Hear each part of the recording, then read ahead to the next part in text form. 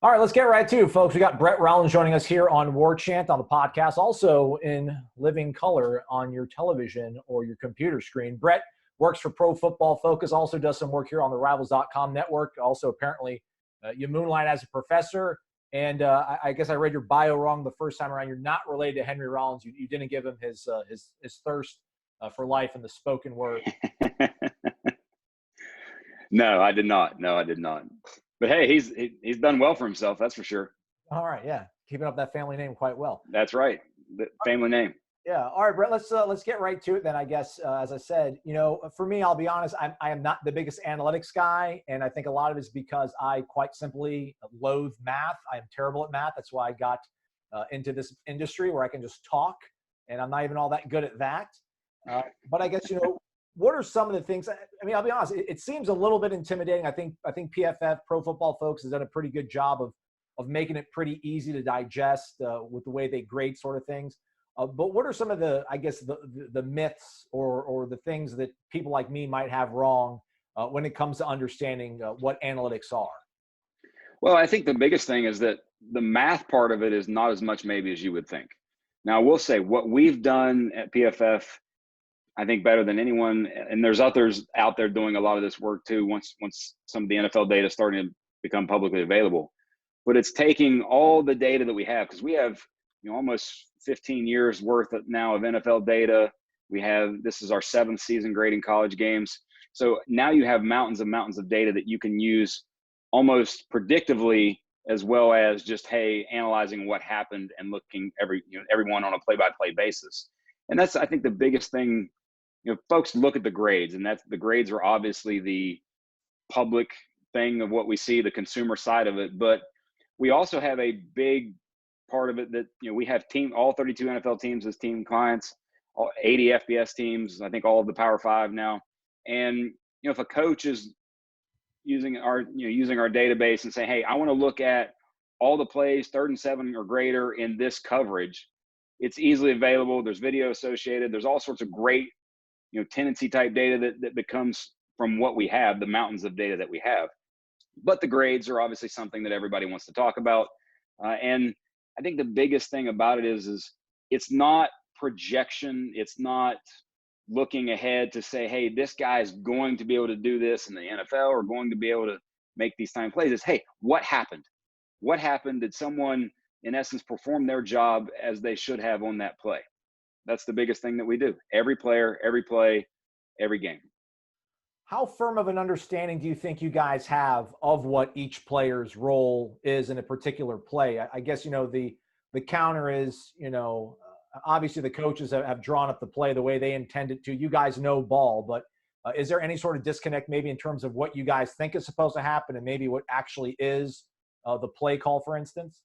There's always going to be 1, 2, 3 plays a game where it's like, hey, did someone miss an assignment there, or was there a communication problem, whatnot? But if you've watched, inside zone runs and seen 1,000 inside zone runs, you pretty much know exactly what's everybody's job and supposed to do on an inside zone. You can identify coverages to the point where, hey, this is probably what the coverage is. And so many things, when you look at what we do from that piece of it, and from looking at a specific player's job, it's volume. When the more of it you see, just like anything else, the more of it you see, the more of it you do, the more of it you grade, the more you're going to get better at actually looking and seeing, hey, this is what someone's supposed to do. Like even special teams, when you look at punts and kick returns and every little detail of that, you see it every week, and you do 2 or 3 games a week, you get very, very familiar with what's going on in the game. Are you guys watching what we're watching at home TV feed, or do you guys have access to all 11 or all 22 rather? I would say in general, certain things are done. A lot of what you see, like for example, college games, grades are posted the next morning. A lot of times that's TV copy. And then you look at the review process, that a lot of times goes back through the all 22 angles and access that we have there. But the biggest thing is, it's not someone thinking, well, hey, it's just, some random guy in his basement, looking at watching a game. It's every little piece of a game. There's so many different processes that go into it. I think it's double digits now that are in each game, and the number of eyes that are on each game Like, for example, if I were doing analysis of Florida State's upcoming game this weekend, I would be just one of maybe 13 people, 12 to 13 people that are working that game, that are looking, and I'm looking specifically at the defensive side of the ball. Someone else is looking specifically at the offensive side of the ball. Other people are looking specifically at coverage and receivers. Others are looking at offensive line play. Others are, hey, who's on the field and where are they lined up. All sorts of processes go together, and we just streamline things over time to where it's become an insanely efficient process. And then obviously that gets reviewed throughout the week. Bear with me here, folks. I'm gonna try to double dip as we have Brett here, not only on the podcast, we also have him here on video. I want to kind of pull up the screen. So, I'm not going to have you, dive too far into particulars on a certain player, for instance, but I know one of the things that was a little bit curious for some Florida State fans was the passing grade for Florida State in their previous game against NC State versus what they had done against Georgia Tech. I guess let's start at Georgia Tech. James Blackman, I think most Florida State fans were not too pleased with how he played. 52% completion percentage, 1 touchdown, 1 pick. He graded out at 69.3. Juxtapose that against what Chubba Purdy did the other week, 15 to 23, 2 touchdowns, no turnovers at 76. Again, I mean, that's a pretty significant difference in grade, I would say. I mean, 76 to 69 to me, at least. I mean, shoot, that's the difference between like a D and a C back in the old days in school. You know that as a professor. What are things maybe that I'm missing or folks are missing when they just look at that raw number, that raw data? Well, the thing to think about in terms of each individual play, quarterback is one, and I will say, to me, quarterback play is something I think that we do and analyze better, if not better than anyone. And the reason being is our goal is to isolate each individual on the play. And when you're looking at someone, like a lot of times, like if you think about James Blackman game against Georgia Tech there in the opening week, those 23 completions could have been, 15 bubble screens. And, a lot of what's called expected throws, which are 0 graded throws in our system. And if you look at how we grade, it's what are the quarterbacks asked to do specifically. Like, for example, if you look this past weekend, JT Daniels had his first start in over a year, played insanely well for Georgia, had a 94.8, I think, passing grade. And the biggest thing about his passing grade was the level of throw, the down the field, outside the numbers type throws that he was making. It wasn't him getting 400 yards on checkdowns and screens that receivers then did all the work. So if you think about looking at quarterback grades and you watch the game, like another play, for example, obviously I write for UGA's site, so I have a lot of these just kind of top of mind. A couple years back in 2018, Jake Fromm did a little swing bubble pass to McCall Hardman, who made two moves and literally just outran the entire South Carolina defense. In the box score, that's 1 of 1 for 40 yards and a touchdown. Right. In our grading system, that's an expected throw. That's something that any quarterback should be able to do. It's a 0 graded throw. Versus the play that he threw, the ball that he threw to McCall Hardman in the SEC championship game, an absolute, dime, 38 yards, 40-ish yards down the field, right at the back of the end zone that Hardman dropped. That play gets graded much higher than the 1 for 1 40-yard touchdown play, because you're isolating what the quarterback was asked to do on the play. And when you look at James Blackman grade in the first, now he did have a 50-something% completion percentage, but he had 3 what we term big-time throws. And big-time throws are our highest graded throws. And so thus you're elevating that. And when you think about a quarterback's play and our grades in general, if someone were in the game for 10 plays and literally was 0 graded, did nothing, they just sort of existed in the play, or 10 kneel downs, whatever that may be, sort of 0 grades, nothing positive, negative, things like that, that ends up being a 60 in terms of the grade. So 60 is a baseline. So when you look above that and you see, like if you're looking at the screen now and you see his pass distribution chart, the big point, the one that I want to look to is in the middle right there where the 37.2 exists and it says 0 for 4. Right. What you probably have there, and like I said, I don't remember this game specifically, but what you probably have there are his turnover worthy plays where maybe an interception was dropped, that, the ball that should have been picked, or a ball that was 2 yards behind the receiver. that though, when you see those numbers, that's what you can assume is that there was a lot of accuracy issues, or even when you dip down to that low, you're probably getting into what's called a turnover worthy play, where it either was an interception or it should have been. Yeah.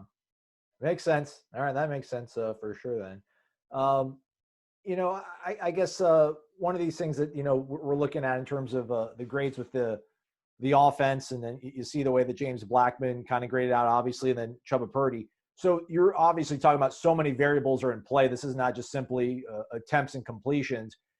Are you guys even factoring in like situations?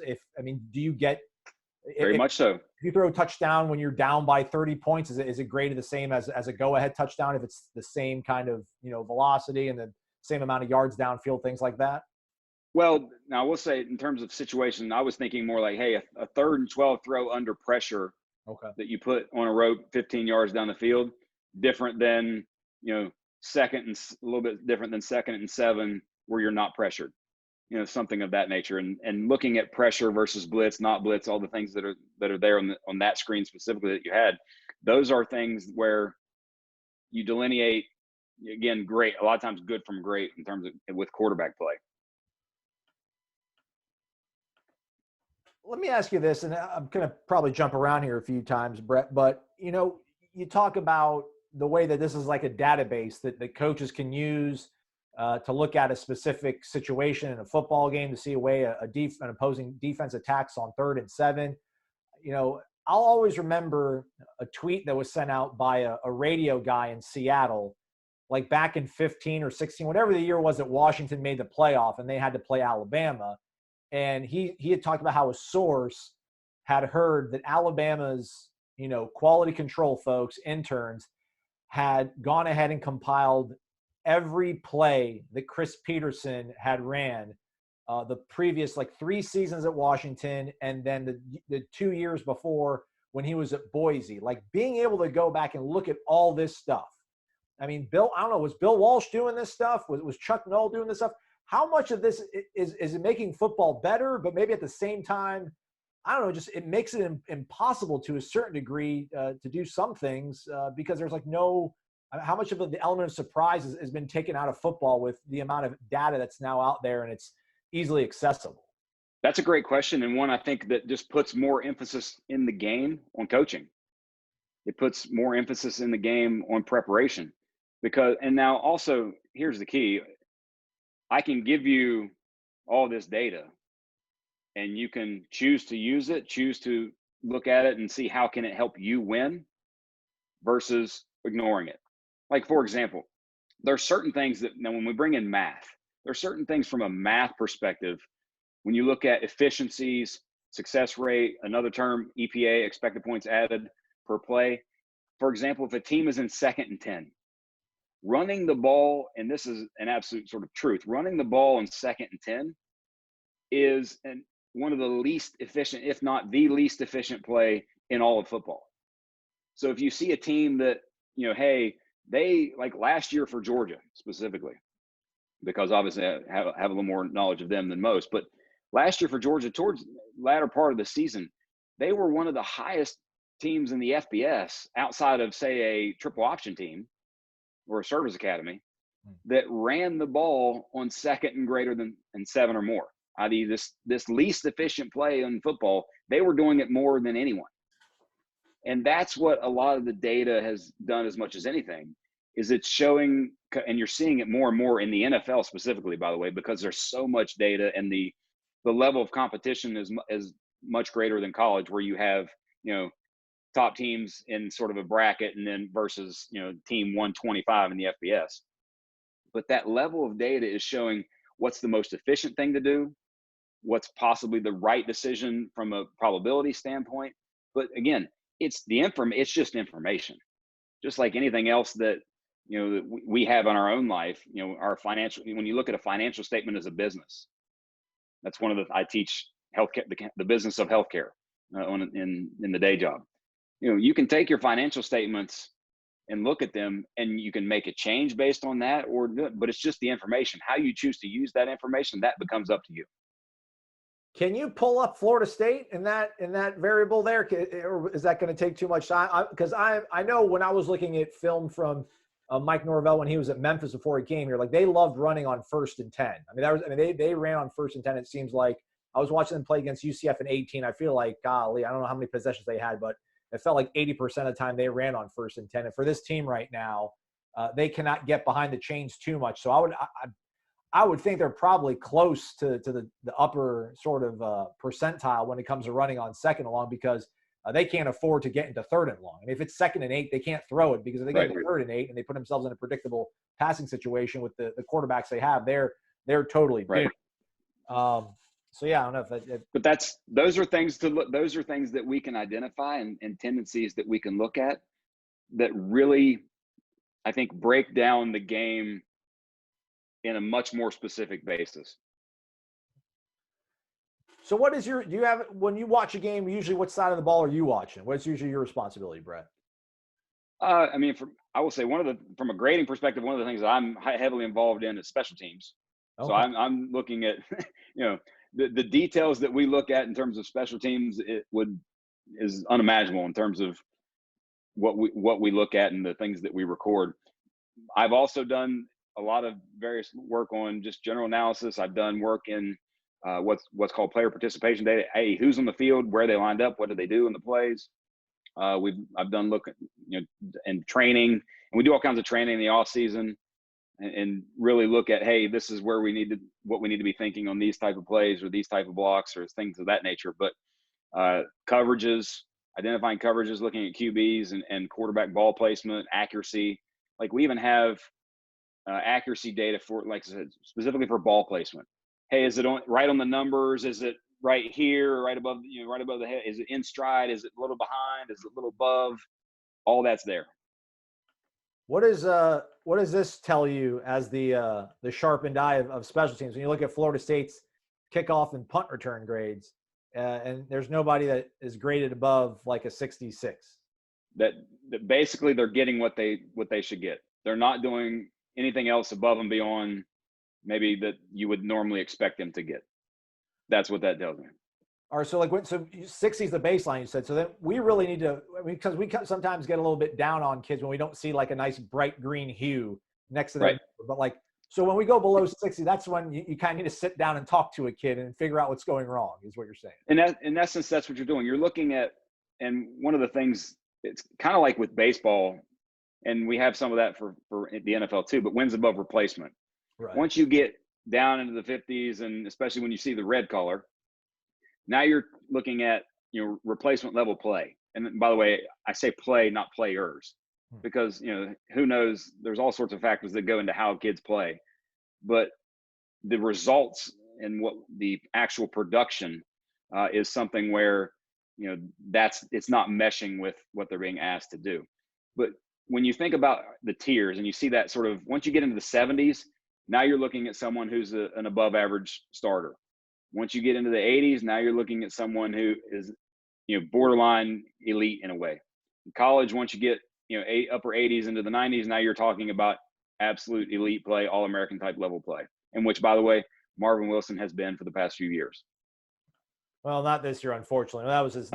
Yes. That was a special teams grader. So, so we're looking, I have their offensive grades up right now, the people that are listening to this on the podcast, and Florida State only has 3 players that are at 70 or above. So in your estimation, again, I don't want to make this seem like a panacea. You haven't watched all the Florida State games, but when you look at this sort of layout right here and you see 3 guys that are only graded above 70, does that give you a pretty good sense of why this team is 2-6? It makes sense, I imagine, when you see a record and you see these grades. Very much so. For example, looking again, obviously my top of my knowledge is on Georgia's roster, but when you think about Georgia's roster coming into this season, I think they had 21 players with at least a 70 grade or more returning. Ooh, that's good. That's good. That's really good. Foundation for success. Yes, that is a foundation for success. Now, obviously, they've had quarterback issues beyond belief this year, but still yet there. I will say, another way of looking at grades and just sort of showing how we look at the game differently, you have the 2 highest graded players there are running backs. So if you go to the rushing grades, off of the tab there on the top right. If you go to rushing grades, there's 2 areas in rushing grades that you need to look at. So you got Webb and Toffoli there. If you look at very high, middle 80s rushing grades, that's very good. Even Jordan Travis there, very good in terms of rushing grades. Now slide over to the right a little bit on the screen. A little more, right there. Those are the numbers when you think about how a running back is graded. A running back might have a game where they have 15 carries for 175 yards and 2 touchdowns. But their yards, the YCO, the yards after contact might be very minimal.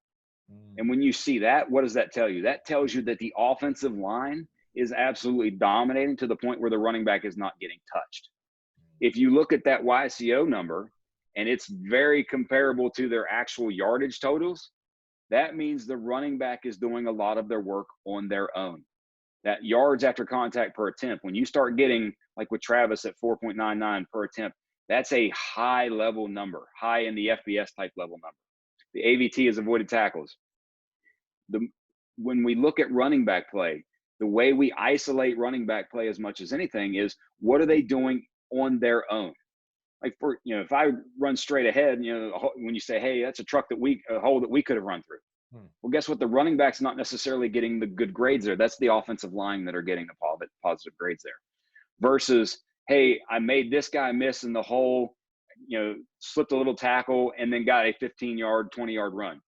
That's where you're going to start seeing running back grades be higher. And the fact that you got, 2 of them there, or three of the backs with 74.6 or better, that tells you you're actually getting a lot of good, solid play from your running backs. Yeah, and the offensive line to a certain degree, then, right? Yes and no. Okay. It's an interesting, balancing act there. And like I said, the biggest thing to see, I would bet, if you look at offensive line play, it's when you see, like, for example, just leave it there on that screen real quick. If you see, let's see if I can do the quick math. 1,076 yards after contact, and you got about 1,600 yards. So, the percentages there, when those numbers are close, that means more often than not that the backs are doing that work on their own. Okay. If that number is, like, say 50%, right, like it's 50% offensive back, 50% offensive line, then you're meshing into stuff where your offensive line is probably grading very highly. Okay, very well. And just last thing I kind of want to ask you, I mean, it's, defensively, Florida State has struggled quite poorly. And I guess this kind of goes back a little bit to how you grade things out. I mean, Florida State has got, surprisingly, they actually have more players grading above, 65 or so on defense than they do offensively, which seems quite bizarre. But I don't know how much sort of, subjectivity is in the grade. I mean, can you guys look at a certain play call, a certain coverage, a certain way they maybe have a guy, if the thing that Florida State fans have been complaining about a lot, Brett, or when they do bring pressure, they play off coverage a lot, and that allows the quarterback to get the ball out of his hands quickly to an open receiver. Like, is that sort of stuff, I mean, almost kind of like, is the coaching baked into the grading at all when you're looking at the way certain play calls are called in certain situations? There's a lot of the strategic part that is the subjectivity within it. But when you think about the overall, how we've isolated defensive grades, it's individual play. Like, for example, a defensive lineman, like looking specifically at Marvin Wilson, those a lot of times are the easiest to look at, because it's a lot of times it's just a one-on-one matchup. Yeah. It's, did you win your matchup on that specific play? Like, for example, Wilson might have been on the backside of, the pocket was sliding to the right a little bit. He was on the defense's right, so away from where the quarterback was working, and he absolutely destroyed his man, but didn't get a pressure because of the offensive play. He's still going to get positively graded for that. All right, man. So a lot of times when you see high level grades, but you don't necessarily see the production on the scoreboard and on the field, it's guys are winning one-on-ones, but it's not necessarily impacting the play. All right, man. So this is good, though. So I feel like we need to really – it's just so easy to look at these grades and just see the number and go off of that. But I'm glad you kind of pointed out some of the more detailed sort of stats for us to look at when it comes to running backs, for example. So I definitely appreciate that, Brett. Anything else that I did not cover you think that people need to know about when they go on the PFF or when they read Gene's sort of breakdowns when it comes to grading? I think the biggest thing that people need to realize about us in general is that it's not like we're just willy-nilly, describing things or looking at things. This is stuff where the coach, the teams, you get data back from and information back from the teams. Hey, we want to look for this. We want to know that how does the center turn on third downs? We want to know these types of informations, and this is good, this is not good. And you're getting that constant feedback from the teams, the coaches in the off season, players themselves. Hey, how would I grade you on this play? We've had a lot of people that have come into the sort of program in a way, like for example, Chip Kelly, when he was taking time away, Mike McCarthy, when he was taking time away, spent time at the PFF offices and just sort of learning the processes with which we go. And they just come away, either some even wanting to invest and be a part of it, or two, just baffled at how great the detail and the level of detail that we look at things. That's right. Mike McCarthy, man. Mike McCarthy had his whole renaissance by coming out and hanging out, getting an understanding of analytics, and now he's America's team's coach. So look at that, man. Follow Brett. Unfortunately, he lost his quarterback, and his defense beyond struggles this year. Yeah, it's tough when you lose Dak. Follow Brett's great work over on Twitter. It's PFF_Brent. Again, works for us here on the Rivals.com network, contributing a little bit, but obviously does a lot of great stuff over at Pro Football Focus. You can always see those breakdowns, usually on Sunday, if not Monday, by our own Gene Williams. Brett, thanks so much for the time and most importantly, the knowledge. Hey, appreciate it. Thanks for having me.